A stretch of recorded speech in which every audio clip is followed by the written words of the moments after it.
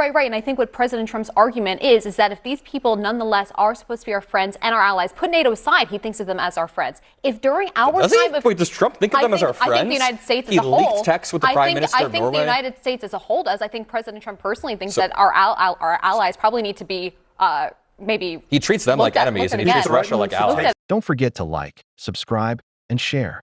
Adam Mockler appeared on Abby Phillip's Table for Five, where he debated MAGA voices Brianna Lyman and Noah Rothman alongside Jamal Simmons. We're going to break down some key moments from that panel, and I'll give you my take as well. Let's dive in. War against Iran enters its fourth week. The pressure is mounting on Donald Trump economically, politically, domestically, and globally. Thousands more U.S. Marines and sailors are heading toward the Middle East in what is likely to be a treacherous mission. The president faces the danger of losing control of the war after Israel struck a gas field that he claimed he wasn't aware of. He's facing tensions with allies after he says that they refused his help in the war. He's facing rising gas prices at home, along with higher inflation and lower markets. He's asking for money for a war that is not popular with Americans and a price tag not popular with Republicans. He's facing criticism from many of his own supporters for what they say are broken promises. And all of this is coming as primaries and campaigns are heating up for the midterm elections. This is a Trump administration that is in a perilous moment, whether you agree or disagree with this war.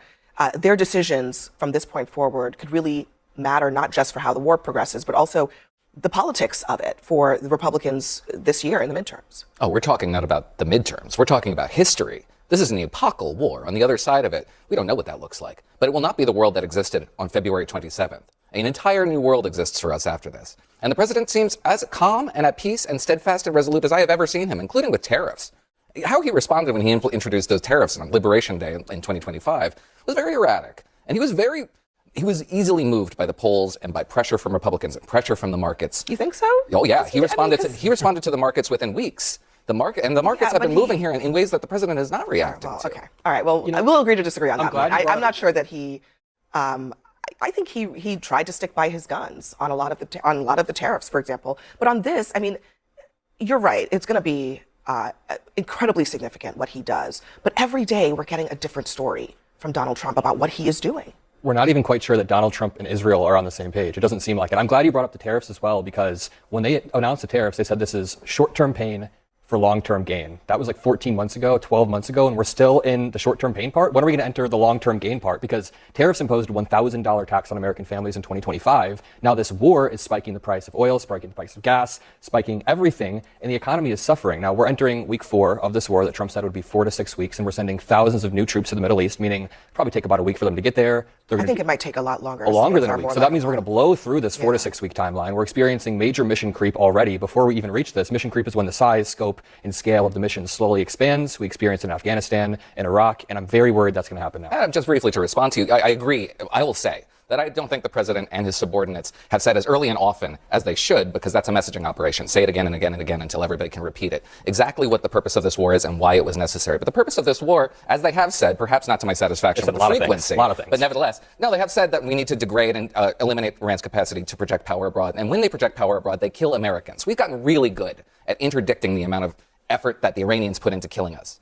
It takes a lot of time, a lot of resources, a lot of personnel. It's one of the reasons why we can never execute the pivot to Asia.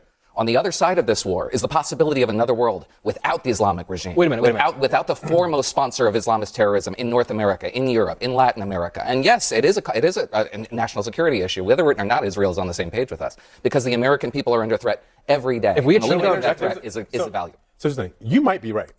It might be that eliminating Iran was the most important thing. The question I have is why, if that's true, why didn't the president take the time to try to woo the American people, to get them onto his side, to build a coalition with our allies, to get them onto our side, so we could go out and actually we could prosecute this war with our country being behind it, and our allies standing with us. Instead, what we have is a president who seems to only know how to use the sticks these days. He doesn't know how to use the carrots. And so we are at this point where it seems like we're making it up as we go, and he's upset because he can't get anybody else in the world to join us. But he's been talking trash about them for 18 months. Here's what he wrote about NATO on Friday. He said, without the USA, NATO is a paper tiger. They didn't want to join the fight to stop a nuclear-powered Iran. He calls them cowards, and he says, we will remember. I think the question that comes up for me is that doesn't seem like a message that's written from a position of strength. If you have allies, treaty allies, that you then have to turn around and insult and reprimand and all of that stuff because you couldn't convince them to come along with you on something. That seems like a sign of weakness. I think it actually is the opposite. It's How the is fact it a that sign? he's, How well, does let it me show finish my strength answer. that he It's the fact doesn't, that he's willing that he can't to get NATO to come along with him? First of all, it's the fact that he's willing to lose our allies because they so much don't contribute to our own efforts that he says, we don't need it. Take it or leave it. If we have them, great. If we don't have them, we don't need them.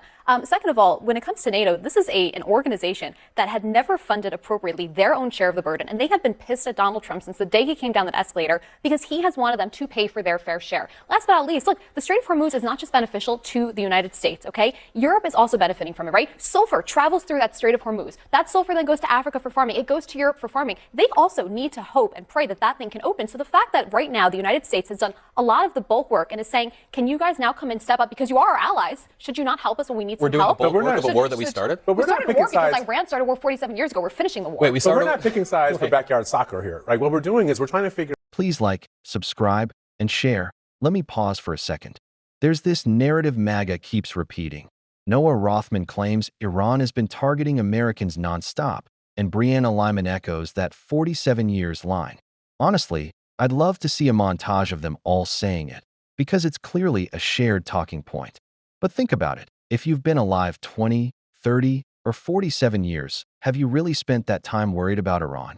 Most Americans haven't, because Iran hasn't been some constant threat to everyday life in the US.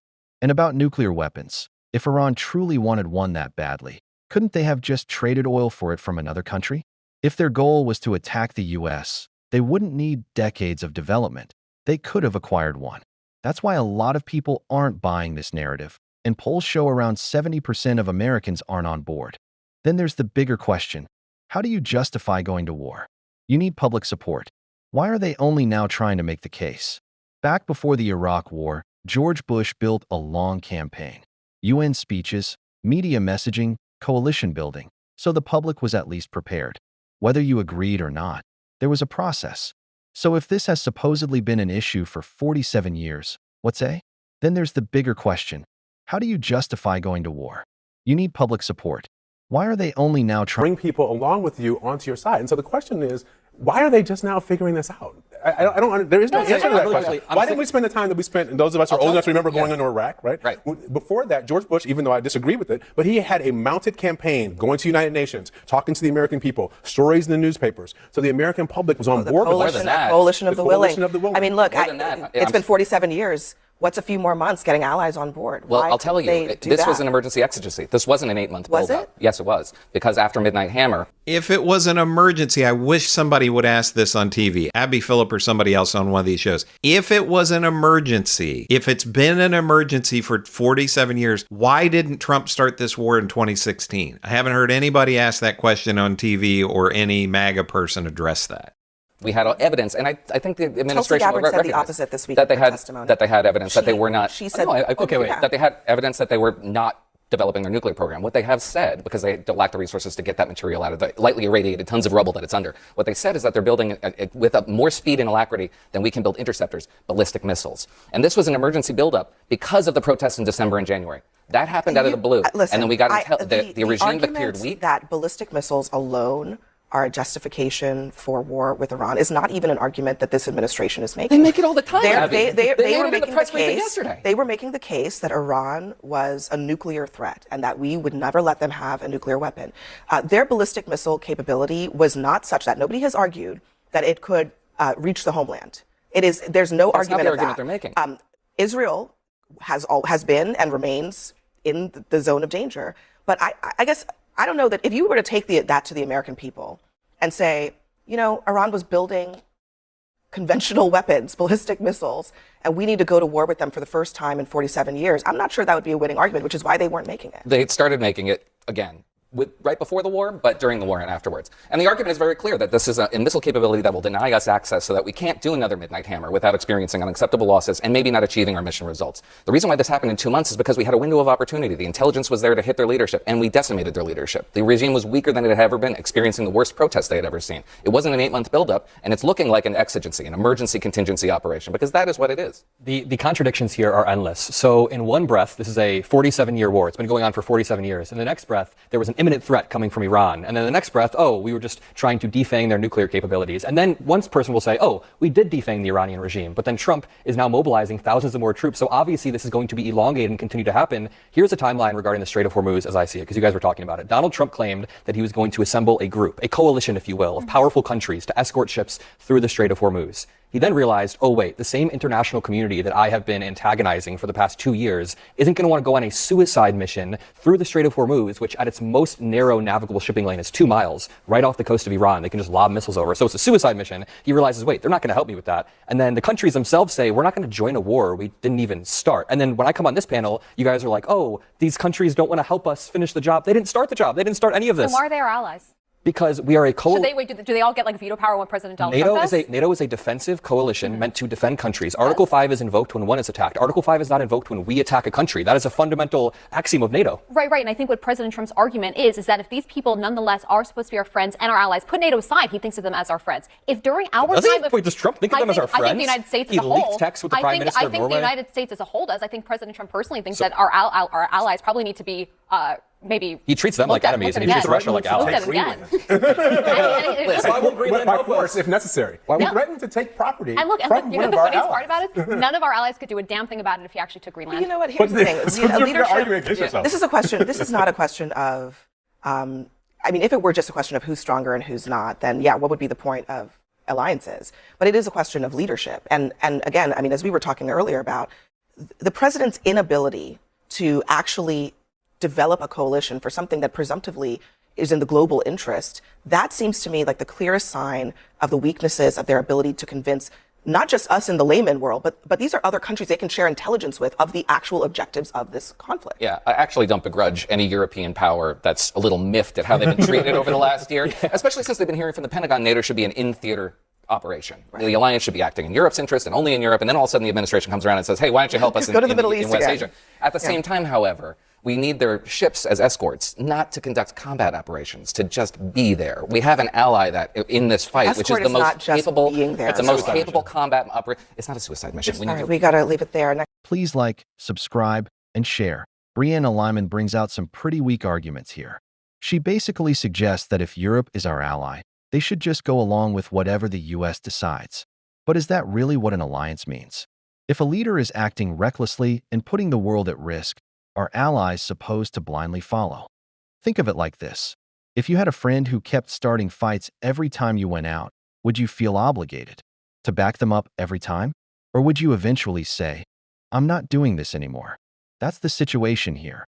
At the same time, Lyman claims that if the US wanted to take Greenland, Europe couldn't stop it. That kind of thinking is exactly why allies are hesitant to get involved. When leadership makes comments like that, even if later brushed off as jokes, it creates real concern. Other countries aren't laughing, they're questioning whether they can trust that leadership. That's why the pushback from Adam Mockler stood out. He challenged that idea directly and made it clear that allies aren't there to follow blindly, especially when mixed signals and questionable decisions are involved. So where do you stand? Do you agree with voices like Brianna Lyman and Noah Rothman that Iran poses a major threat? Or do you side more with voices like Brianna Lyman and Noah Rothman that Iran poses a major threat? Or do you side more with Adam Mockler and Jamal Simmons? Drop your thoughts in the comments, and don't forget to like and subscribe.